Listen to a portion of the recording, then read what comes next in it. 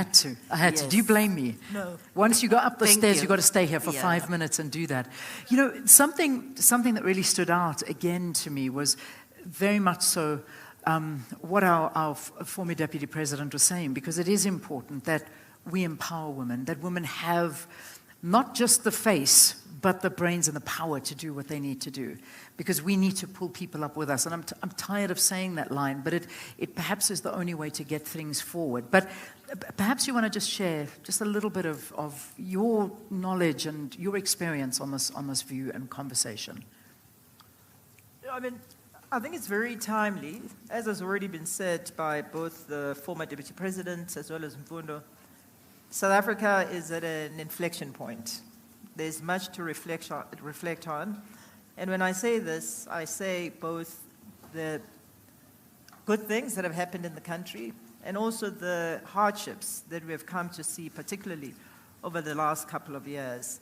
And as a young South African, or a South African who joined the workforce a few decades ago, in my journey, what I have seen, especially in the beginning, when I was a young professional, it was a very different environment. You know, an environment that was very discriminatory because of gender and also because of race.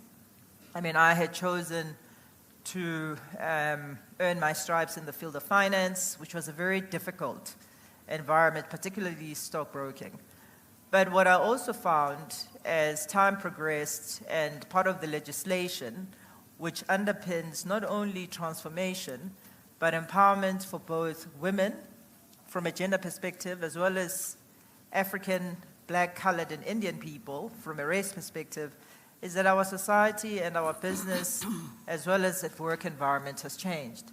But within that time, one of the things that I've appreciated is it is not legislation that drives an environment, the same way that it is not legislation that drives a society.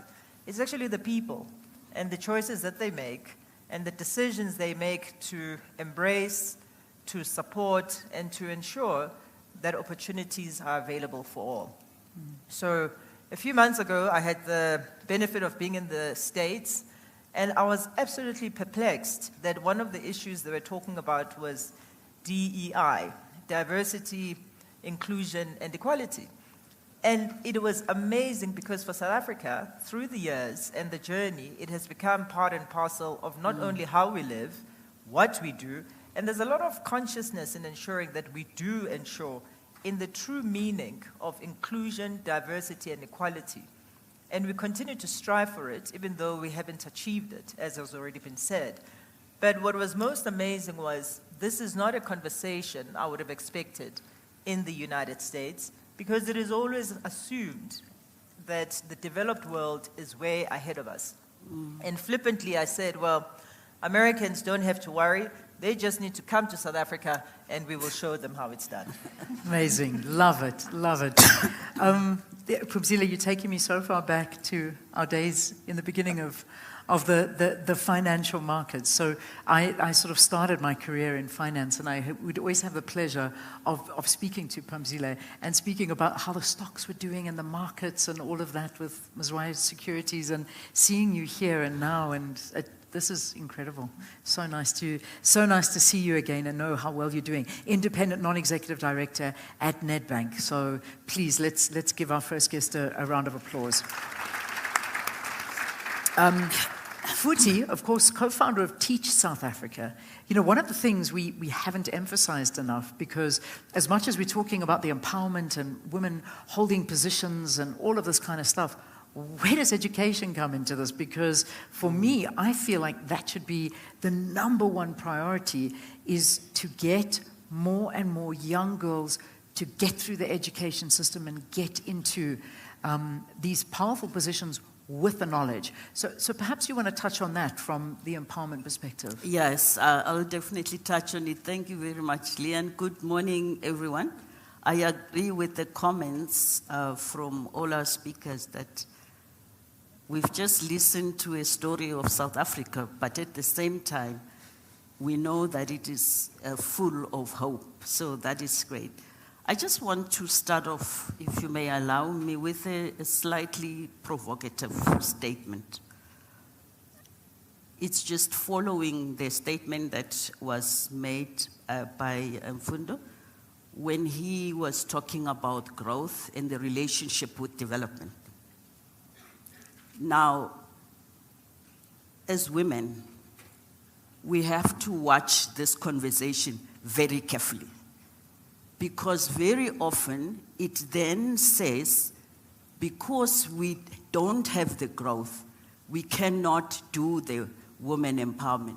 No, the women empowerment is really the ingredient that is necessary for that growth, because you have the same people sitting in the room figuring something, leaving the people who could be contributing. So I just always worry about the risk of that when we start talking, there's no growth, then the issues of empowerment. So I had to just say that, because we want to be in the room where we are formulating that growth that we're looking for now, real time. That's what I wanted to start off with. Otherwise, just on the topic of empowerment, sorry, what did I do? No, all good. Oh, okay. So now I'm no more provocative. Then on the issue of empowerment, and so it really is a vexing issue. So what really brought it even closer home to me was that last night the Department of Women was presenting the plan for the commemoration of the 68th anniversary of the Women's March to the union buildings. And they were highlighting the fact that this is really a point for reflection, and also just getting together to see what can be done going forward. And the issue that stood out for me was that, so this year is 29 years of the Beijing Declaration and Platform of Action. So that Platform of Action was lauded as the real framework, for achieving irreversible empowerment, and that happened 29 years ago. It also happens to be 30 years of the Women's Charter on Effective Equality. It is also 62 years of the Pan-African Day for women, 1962. This year will be one. And then 70 years of the Principles of Women's Charter. So now this really says that we've been on this road. So I will then thank the organizers for inviting me here today, and also for having this intergenerational panel, because it's very important that we have this intergenerational panel so that we learn, because the issues facing women are not new. I've just read the number of years where we have all this. So we can always learn from what happened, improve on things, and not reinvent the wheel, and use resources to develop new strategies instead of revisiting things that we know have already failed. So I was glad to see that there's an intergenerational panel here. So you spoke about, so today I really have three key messages for the room. The first one is that there is no one size fits all when it comes to addressing the issues of empowerment of women. The reason really lies on the fact that different women in different contexts face different structural, cultural, or whatever issues that may be. So then the other one is that it's a collaborative effort that we need, which is basically what Mfundo also said. And the very third one is the fact that we do need to have a data-driven information strategy, because what has happened over the years is that you cannot really find clear data that tells you what's happening here, be it in education, how many women, young girls are in the STEM learning to become what.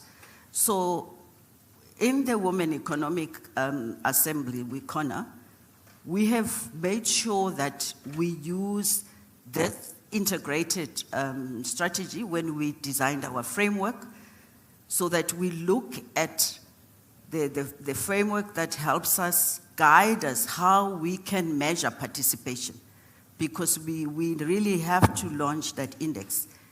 It takes into account the women in the procurement, because it's driven by that agenda of increasing women in the supply chain of industries. It's then also look who's in executive role or management, and then we also look at the ecosystem. I'm going to give you those just in case. We look at the ecosystem of support. The ecosystem of support talks to the issues that you cannot expect to have the woman in the STEM at the later stage if you haven't addressed the education of girls right from the onset, and of course of young boys. We don't want to leave our boys behind. And then also then looking at financial support, directors on the board. More importantly, also we look at what is that ecosystem that supports that woman holistically. Excellent, thank you. Thanks for giving us your views and standpoint on all of this. Phumzile, I want to just, I think, quick fire questions now, just to exactly, and I think what one thing stood out for me as well from our former Deputy President was that she emphasized it probably 3 times, that I hope that you can come up with some kind of solutions, that we're not just talking about our problems. We know that. We got problems. It's not anything new to us. How do we sort this out? So I want to ask you, Phumzile, how do we better integrate the transformation agenda, particularly with women in the workplace? What would you say is key to trying to achieve this? What do we need to change? For me, the first thing is, it is the fair and adequate representation of women across institutions, private and public, who are very senior. You know, one thing I've come to appreciate is that young people and people in general will look up. If they don't see people who represent them, they genuinely do not believe that they will go further. But equally, when you are in that position, you become, the first thing is, as a society, we must hold, be it public and private institutions, accountable in ensuring that the barriers that prevent women from ascending to the highest level of positions are things that get not only investigated, but these are things that get ruthlessly dealt with. You know, the issue that women suffer from sexual harassment, the fact that people are passed over for promotion, you know, these are not things that are acceptable, given that women, especially when you look at the younger generation, are as educated as men, are as ambitious as men, but there are structures, and not only in the workplace, but even in homes, that actually hold women back. So I would say, from an employer perspective, the first thing we need to ensure is we have senior women. These are women that are empowered, but it's not only up to the women. Even the men that are senior in that organization, it is equally incumbent upon them to support women and to ensure that the environment is cohesive, the environment is inclusive, and the environment truly drives the best out of every person, and a woman in particular. So when a person says to me, well, women actually don't need a step up, honestly, it is hypocrisy. It's the same way that if someone said a black person doesn't need a step up, that's actually a lie. So the first thing we need to recognize and accept in an unashamed way is that in assisting those who have been marginalized, It is not because they're weaker.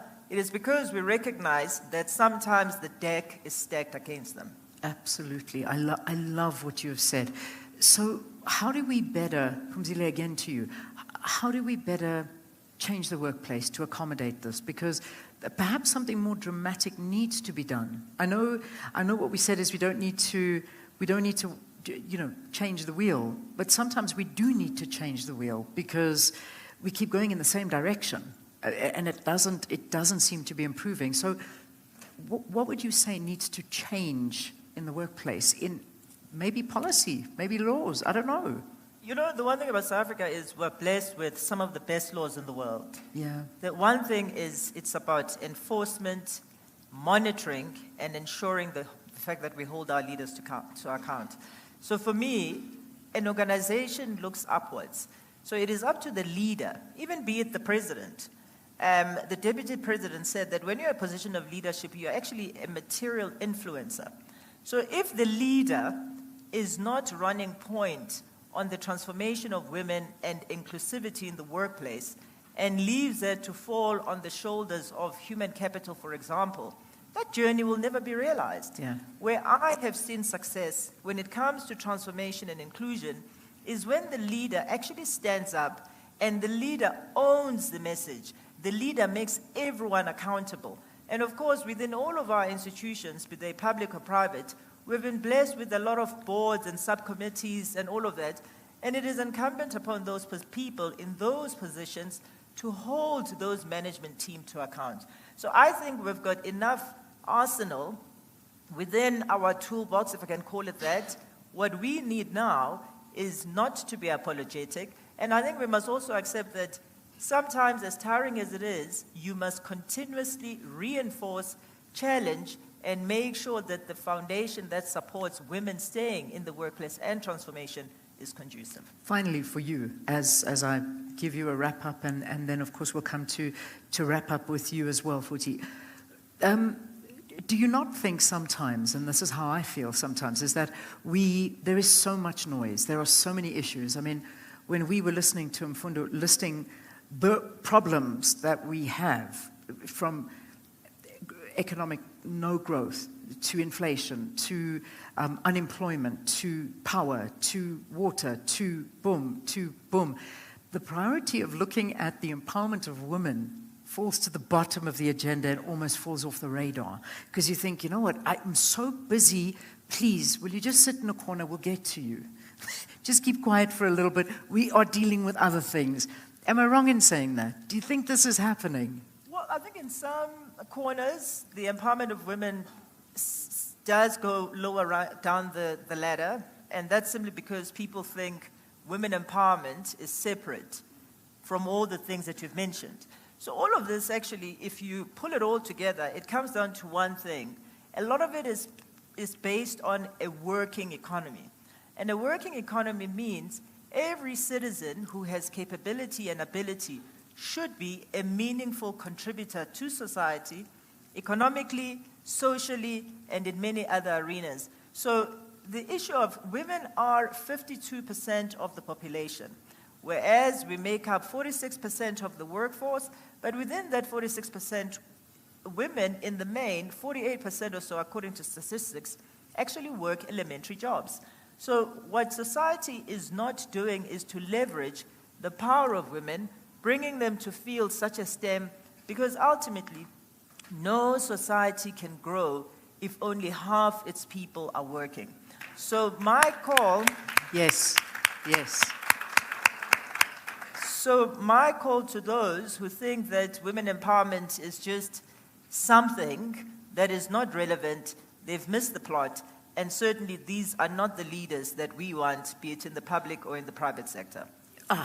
Thank you. Love that. Absolutely love that. You know, you speak in a circle and find me single moms that are raising families and doing all of these things, and still battling unemployment. Help me understand that, and help me that is not a solution to many of our problems. Thank you, Phumzile, for putting it into brilliant words. Futhi, wrap it up for us. I mean, you gave us such a brilliant outline in the beginning as to, the issues, and particularly pertaining to education. Perhaps you want to just sum it all up for us and leave us with a message. So one of the key messages I wanted to leave the room with is that we are in a much better position than we were before as women. Yeah. Because we have women now in leadership. Leadership comes with authority, it comes with power. You can really make things happen. So when we are in the position of executive, we have to be mindful about those hindrances, the things of the culture in the organization, the things that leave women behind because they are women, and then we need to call it out, starting with ourselves, because now we can't be blaming the other people. We need to be the ones that see the biases in ourselves and look out for it to say, am I making this decision? Is this going to empower the next person? And then if you are in the board and you sit in the social and ethics committee, it has so many, you have so many responsibilities, like making sure that equity is there in your workplace. Also, looking at the issues of sexual harassment and violence in the workplace. For an example, we do have now the C-190 Act, which is an ILO that the framework that talks in how organization must look. We need to be responsible and manage those, because if we don't, and we sit back and we don't call out what we see is wrong, and also ourselves, as you say, contributing the transformation, because you can't be asking people to do what you don't do. You just treat others the way you want to be treated. It's just as simple as all that. And therefore, I like to say, let us take responsibility. And I really like the call by the Deputy President that says, what can I in my corner? Yeah. So now, what can I in my corner? Whether I'm in the first line, I'm in audit, so I talk about first line. At any level in the organization, you do have power, you have authority, you can contribute, you can uplift somebody. So I just believe that once we walk out with that in our minds and looking out for those opportunities, we can contribute significantly to the change. Thank you. Ladies, thank you. Let's give my panelists a round of applause. I absolutely love that. Thank